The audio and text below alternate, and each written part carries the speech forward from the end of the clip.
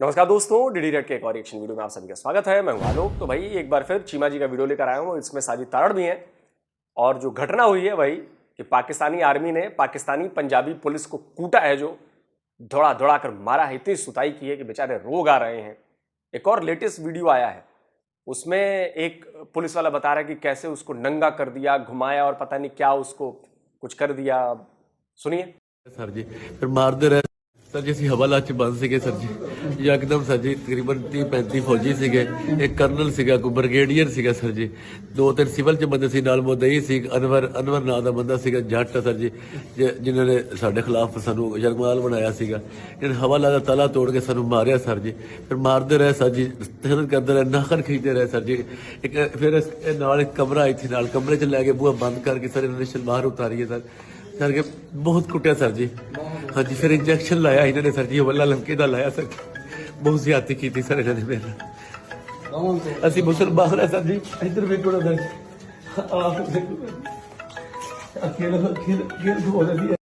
तो चलिए अब देखते हैं कि साजिद तारड़ साहब इस पे क्या बता रहे हैं। Tarar tells army man beating Punjab police. चलिए लेट्स सी। तारड़ साहब, सबसे पहले तो आपके वक्त और ईद मुबारक। थैंक यू जी, मतलब गुज़श्ता ईद मुबारक। Thank you so much. Thank you. Tarar साहब, पाकिस्तान के अंदर बड़े अजीब वाकया हुए हैं। फौज और पुलिस की लड़ाइयाँ हो रही हैं। बहावलपुर में देखा है कि फौजी जो हैं वो पुलिस वालों पे तशद्दुद कर रहे हैं। कुछ वीडियोज आई हैं, वो कहते हैं ऐसी बात नहीं है। आईजी पंजाब का भी बयान आ गया है। आप कैसे देखते हैं इस सिचुएशन को पाकिस्तान के अंदर? और फिर सोशल मीडिया पे अब जारी बात है, एक माहौल बन गया है। ISPR फौज की भी स्टेटमेंट आई है और पंजाब पुलिस के चीफ की भी स्टेटमेंट आई है कि हम वाकये की इंक्वायरी कर रहे हैं। और उधर तारड़ साहब, रेड सी में आप देखें, बाबुल मंदेब में, वहाँ पे हम देखते हैं मिडल ईस्ट में ईरान और इसराइल के मामला खराब हो रहे हैं। कैसे देख रहे हैं तारड़ साहब इस सारी सिचुएशन को? पहले जरा ये पाकिस्तान वाली थोड़ा सा कमेंट कीजिएगा तारड़ साहब।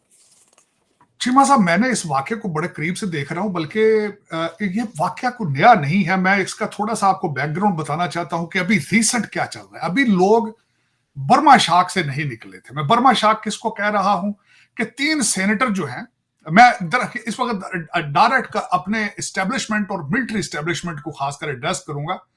3 सेनेटर्स जो जिनका इलेक्शन जीतना सेनेट का, अभी तक तो वो, मैं बर्मा मॉडल इसलिए कह रहा हूं कि आपके ज्यादातर यहां पे जो कई सीनियर एनालिस्ट थे उन्होंने बर्मा के साथ इसको मिसाल दी थी। नकवी साहब एक आजाद कैंडिडेट जीते, उसके बाद काकड़ साहब आजाद जीते, उसके बाद फैसल वाडा साहब आजाद जीते। 2 पार्टियां जिन्होंने, पीएस पार्टी और नून लीग, दोनों ने इनको वोट दिए। और हर पाकिस्तान 250 मिलियन लोगों को पता है कि वो कौन है, किन के कैंडिडेट। अभी वो बर्मा सिंड्रोम से लोग अभी बाहर नहीं आए थे दर हकीकत। और उसके बाद दूसरा हादसा जो पाकिस्तान के साथ पड़ा हुआ, अभी उसमें भी लोग शाक में थे, जो आपके PIA के जहाज के साथ किया गया है। पहले शादियाने बजाया गया कि जी ये कमर्शियल जहाज के ऊपर जाए जा रहे हैं, लेकिन फ्लाइट जद्दा की थी, उसको मदीना लेके गए। 350 लोगों की बददुआएं लेकर उमरा आपका कबूल हो सकता है? मेरा ये क्वेश्चन। फिर उसके बाद फिर उस पर मजा नहीं आया। उन्होंने कहा सही स्वाद नहीं आया, लोगों ने चीखा नहीं सुनिया गई। वापसी पे फ्लाइट इस्लामाबाद आनी थी, उसको लाहौर ले गए। उनका चीखा नहीं आई है ना, 700 बनिया चीखा ना बजन स्वाद नहीं होता। बददुआ चीमा साहब, अभी उसकी चीजें ठंडी नहीं हुई थी। तो फिर गाजा का मंजर पेश किया, एक पूरा ब्रिगेड लेकर गया है। आज उस पर 3-4 चीजें मैं कह रहा कुछ अब उस पर मिट्टी, और कहना मिट्टी पाओ जी, मिट्टी पाओ। अब उस पर वो वारदात जो आप कह रहे हो मिट्टी पे आ रही। चीमा साहब, क्या ही अच्छा होता कि वो ब्रिगेडियर भाईजान वजीरिस्तान जाते, TTP ते गल पैंदे, उत्थे ठंड ना पैंदी ते किसी और फ्रंट ते टुर जांदे, गाजा टुर जांदे, उत्थे मुसलसल अटैक कर रहा इजराइल, 34,000 बंदा उन्हें मारता। चीमा साहब, इसके साथ मैं 3-4 चीजें, मेरी इंफॉर्मेशन जो है पाकिस्तान से, मेरी मैं तो जाहिर है जब अपनी रिसर्च करता हूं, इन चीजों को देखता हूं, कुछ दोस्तों को फोन करता हूं। एक बंदे ने, मैंने आपको भी शायद वो एक लिंक भेजा था, मुझे भी किसी ने पाकिस्तान से भेजा है, कि एक पुलिस वाला कह रहा है कि जहां भी फौजी छुट्टी घर आते हैं वहां वारदातें बढ़ जाती हैं। और खासकर जो मोटरसाइकिल पे, सबसे पहले तो बंदा जिसको पुलिस चेज करके जिसके घर में घुसी थी, वो भागा क्यों था? अगर उन्हें भाईजान कमांडो है तो खड़ा हो जाता ना वहां पे। उसका अगर ही वाज नॉट डर्टी, अगर उसके पास असला गैर कानूनी असला नहीं था तो भागा क्यों है वो? नंबर 1।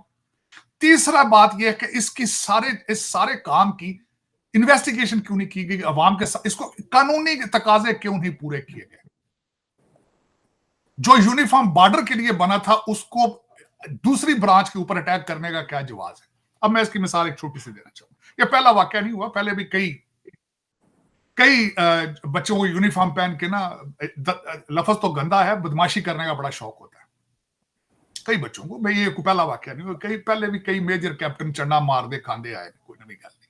कर्नलां जनानियां दी वीडियो बड़ियां, मेरा जना कर्नल है तो पीछे हट जा, तुम कौन? लेकिन इस वक्त सबसे बड़ी बात यह सीरियस मैटर है कि आपकी कौम इज सीरियसली डिमोरलाइज्ड है। आपके ऊपर इस वक्त लोग, मैं इसके हक में नहीं हूं, मैं ये बिल्कुल ना समझे कि मैं उनकी एडवोकेसी कर रहा हूं। लोग फॉर्म 47 को आपके ऊपर इल्जाम लगा रहे हैं। इन सर्कमस्टांसिस में एक बावर्दी ब्रिगेडियर का जाके ब्रिगेड जाके हाकियों से मारना, थाने के ऊपर हमला करना, बाहर निकाल के कपड़े फाड़ना उनके, क्या इससे आपने you serving your purpose of defence of the country?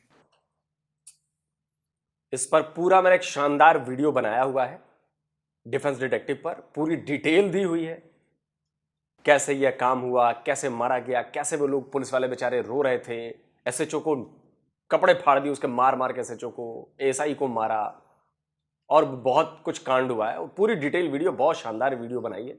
आप इस वीडियो को जाइए, इस वीडियो का लिंक मैं नीचे हो सके तो डाल दूंगा।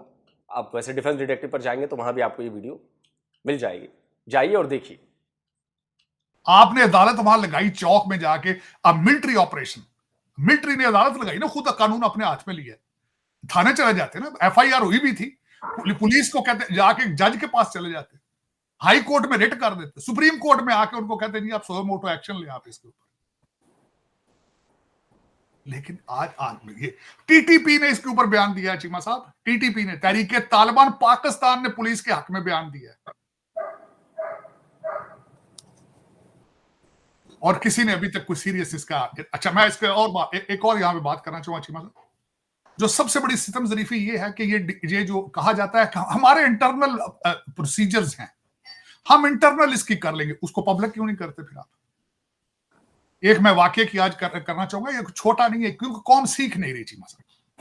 इस कौम के पास सजा, जजा, अदालतें, हर चीज खत्म है इनके ऊपर। आप सियासी तौर पर, अखलाकी तौर पर बहुत अरसे के बैंकरप्ट हो चुके हैं। आप ओरिजिनली दुनिया के मैप के ऊपर रहने की सलाहियतें बिल्कुल, आप, you don't deserve to be on the map of the world. अब पूछे वो किस तरह? एक वाकया पेश करना चाहता हूं। जुनेजो साहब की हुकूमत सुना है इसी वजह से गई थी। जुनेजो साहब की हुकूमत, एक खान बशीर खान एक बंदा था, जुनेजो दौर में एमपीए था, उसकी गाड़ी ने किसी मोटरसाइकिल वाले को टक्कर मारी थी और उसके नीचे उतर के गार्डों ने उसको मारा था। The man was captain of the army, मरी रोड पे हुआ था। जुनेजो साहब stood behind the MPa and he lost his government. Cheema साहब, एक वाकई, आपकी किताबें, आपकी हिस्ट्री इस तरह के गंद बला से भरी पड़ी है, भरी पड़ी। आप मुझे एक छोटी सी आज मुझे बता दें, आप में और गाजा में क्या फर्क है? उधर इजराइल मार रहा है, यहां पे आप खुद एक दूसरे को मार रहे हैं, वो फर्क है आपका? एक डाकू दूसरे को मार रहा है, दूसरा डाकू जो बड़ा डाकू जिसके पास बड़ी गन है वो दूसरे को मारता है। कोई है लॉ एंड ऑर्डर? आज आपसे मेरा क्वेश्चन है, ये आपकी चीफ मिनिस्टर पंजाब की, उसने स्टेटमेंट क्यों नहीं दी अभी तक? वो बताऊंगा कि डोरों के ऊपर तो सारा कुछ एक्शन ले रही, फैसलाबाद चली गई डोर को बचाने, बच्चों के गले बचाने के लिए, या पुलिस सारी नंगी होगी, उसका कुछ नहीं किया। हर आपके लोग के पर जलते हैं इस पे बात करने से। हामिद मीर साहब ने कहा कि जियाउल हक दौर के अंदर, ये उनकी स्टेटमेंट, और परवेज मुशर्रफ दौर के अंदर भी इतनी घुटन नहीं थी। चीमा साहब, ये किस तरह, can you move forward with all of this? मैं बिल्कुल, आप आईएमएफ के पैसे तैयार हैं बिल्कुल, क्योंकि लॉटरी आपकी निकली पड़ी है। उसी टॉपिक पे आगे जाते हैं। ईरान की वजह से आपकी लॉटरी निकलनी है, लेकिन आपके देखने वालों को ये कहूंगा, सिर्फ चंद मुट्ठी भर लोग दुबई और लंदन में अमीर होंगे, आपकी किस्मतों में कुछ भी नहीं है। ये जो वाकया आपका भावल नगर में हुआ है, ये हर शहर में हो रहा है, शायद मेरा ख्याल पब्लिक में नहीं आ रहा है। लोग डरते फिर रहे हैं, भागते फिर रहे हैं, पुलिस वालों से, यूनिफॉर्म वालों से, अदालतों से। हाँ, जब कहते जी बाहर की इन्वेस्टमेंट आएगी, कौन सी इन्वेस्टमेंट आएगी? इन सर्कमस्टांसेस में इन्वेस्टमेंट हो सकती है वहां पे? कोई दुकान यहां पे खोली जा सकती है किसी चीज की? कोई मैन्युफैक्चरर आ सकता है इन हालात में पाकिस्तान में? मुझे कन्विंस करे, आई कैन बी रॉन्ग, मैं बिल्कुल गलत, मैं गलत क्या, मैं विश करता हूं कि मुझे कोई कन्विंस करे। पाकिस्तान में बड़े बड़े बैठे हैं, कोई वो पता नहीं निसार साहब है, कोई पता नहीं कौन फलान, बड़ा बड़ा स्कॉलर बैठा, बड़ा बड़ा एनालिस्ट बैठा, मुझे कन्विंस करें कि मैं 10 मिलियन 15 मिलियन लेकर आता हूं पाकिस्तान, मुझे कन्विंस करेंगे this will be a fruitful, a very successful decision of my life. Forget about Americans, मैं तो पंजाबी बोलता हूं, उर्दू बोलता हूं, वहां का पढ़ा लिखा हूं, मुझे कन्विंस करें, किसी गोरे ने तो आना ही नहीं ना वहां पे, वो तो आपका। मुझे तारड़ साहब की बातों से याद आ गया, एक वो लेडी थी, उन्होंने बताया कि भाई उनको शौक हुआ कि भाई बहुत टाइम से हम लोग बाहर हैं, कुछ पैसे वैसे भी कमा लिए हैं, तो चलो पाकिस्तान चलते हैं, वहां पे कुछ करेंगे, वहां बिजनेस करेंगे, वहां पे कुछ करेंगे, पाकिस्तान के लोगों के लिए कुछ करेंगे। उसके बाद क्या हुआ, सुनिए जरा। ओवरसीज पाकिस्तानियों को बहुत दफ़ा ये सुनने को बहुत मिलता है कि अगर इतना ही तंग हो तो पाकिस्तान क्यों नहीं आ जाते, पाकिस्तान क्यों नहीं आ जाते। तो मैंने पूरा प्लान बना लिया अपने हस्बैंड के साथ कि हम ना पाकिस्तान चलते हैं। मैंने कहा आपकी भी तबीयत सही नहीं रहती तो हम लोग पाकिस्तान चले जाते हैं। फिर इसके बाद एक दिन ना मैं रात को यूज़ कर रही थी फेसबुक, वहाँ पे एक ऑस्ट्रेलिया में साइंटिस्ट है डॉक्टर दुरानी, तो मैंने उसकी पोस्ट देखी। उन्होंने अपना एक वाकया सुनाया कि उनके जो थे चचा, तो उन्होंने अपने घर वालों को बगैर बताए वो जी पाकिस्तान की उन्होंने टिकट्स ली और वो जाने के लिए रेडी हो गए और वो पाकिस्तान आ भी गए। जॉर्डन की तो करेंसी बड़ी स्ट्रॉन्ग थी, तो अच्छी खासी सेविंग थी। उन लोगों ने बिजनेस शुरू किए, काफ़ी बिजनेस किया, लेकिन हर बिजनेस में उनको पड़ी मार, क्योंकि वो इतने होशियार नहीं थे। उनका ब्रॉटअप ही बाहर के मुल्क में हुआ था, उनको नहीं पता था कि पाकिस्तानियों ने उनको कौन सी पाकिस्तानियत दिखानी है, और उनके साथ ऐसे ऐसे हैंड हुए कि वो इलेक्ट्रिकल इंजीनियर है, इलेक्ट्रिकल, और वो इलेक्ट्रिकल इंजीनियर हो के उनके सारे बिजनेस डूब गए। और अब आजकल उनके साथ क्या होता है कि लोगों के घर पे वो रात के 1 बजे बिजली ठीक करने जाते हैं ना, तो लोग उनको या तो 50 रुपए हाथ में पकड़ा देते हैं या अस्सलाम वालेकुम कह के उनको टाल देते हैं। तो इस तरह हुआ उनके साथ। ये जब मैंने उनकी स्टोरी सुनी तो मुझे बड़ा फिर एक धचका लगा, और मैंने कहा वो इलेक्ट्रिकल इंजीनियर है, माशाल्लाह वो तो इतनी ज़्यादा सेविंग्स लेके आया होगा, हमारे पास तो इतनी सेविंग भी नहीं है। मैं और मेरे हस्बैंड कोई बहुत समझदार भी नहीं है, कोई बहुत बड़ी उम्र के भी नहीं है कि हम कोई इस तरह के डिसीजन ले। तब मैंने सोच लिया और मैंने फिर अपने हस्बैंड को ये स्टोरी सुनाई और मैंने उनको कहा कि नहीं, अब हमने पाकिस्तान नहीं जाना। समझ रहे हैं आप? ये है पाकिस्तानी माइंडसेट, अपनों को ही लूट के खा गए।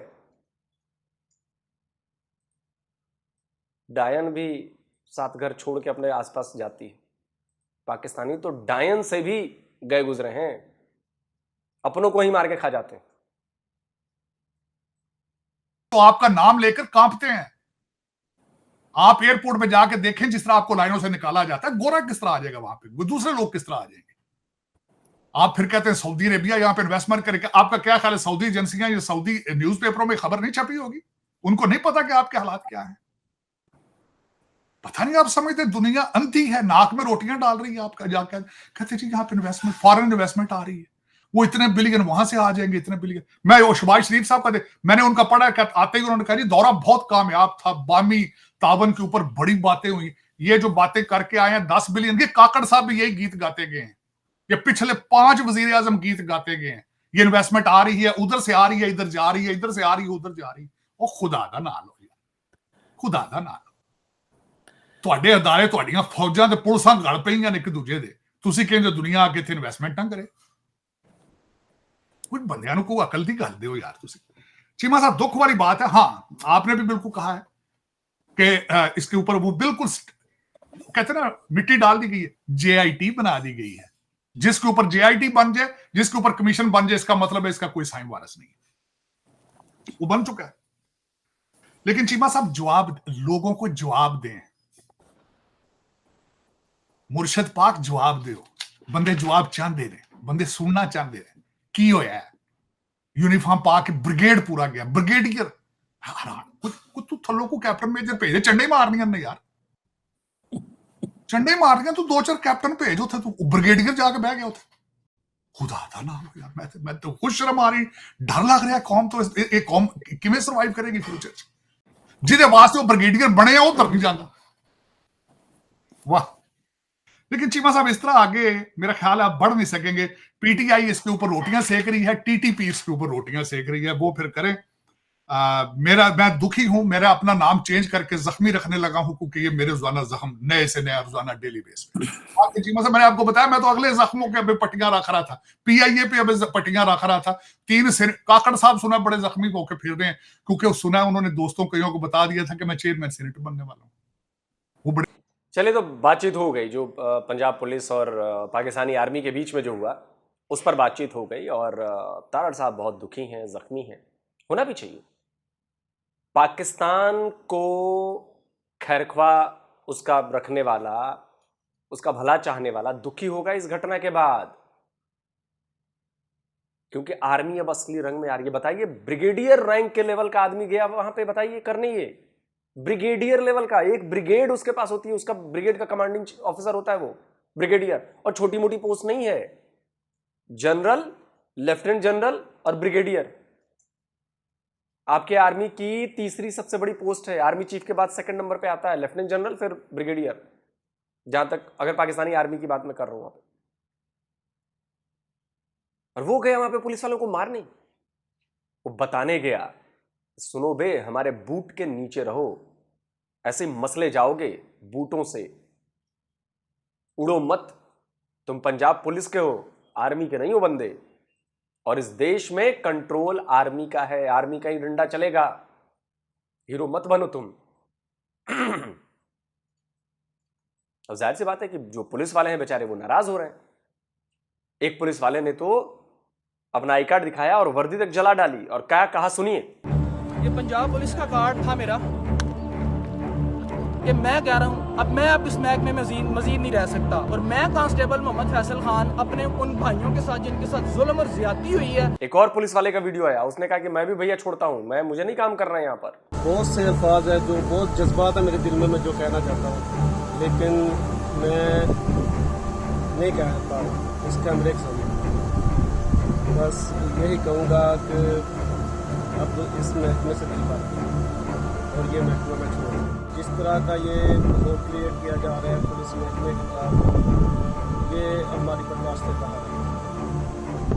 मेरे पास अल्फाज नहीं है, मैं कैसे बयान करूँ अपने दिल के हालात। आप समझ रहे हैं जो बेइज्जती महसूस की है पंजाब पुलिस के इन लोगों ने?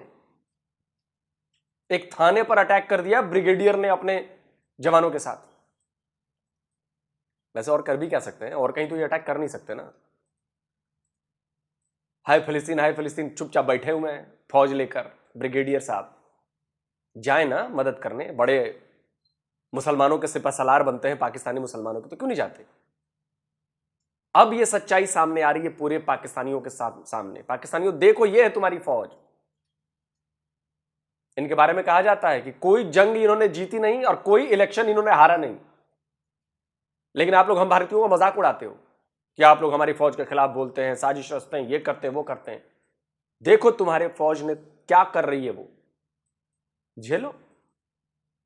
हम बाहर से बताते थे तो हम तो तुम्हारे दुश्मन हैं, तुम्हें लगता था कि यार ये तो बकवास बातें करते हैं, लेकिन जब खुद लठ पड़ रही है तब समझ में बात आ रही है कि जो हम लोग कहते थे वो सही बात कहते थे।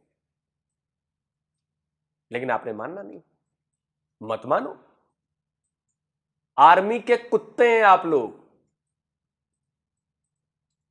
पूरी आवाम आर्मी के कुत्ते हैं। आपको सुनने में बुरा लग रहा होगा, लेकिन सच्चाई यही है। मजबूरी में मुझे यह शब्द इस्तेमाल करना पड़ा है कि आप लोगों के जमीर को जगा सकूं मैं कि निकलो घर से बाहर, लाओ इनकलाब, कुछ करो अपने पाकिस्तान के लिए, वरना झेलो फिर कुत्ते बनकर रहो। आप कमेंट करके बताएं क्या कहते हैं। जल्दी मिलता हूं एक और नए वीडियो के साथ। नमस्कार, जय हिंद।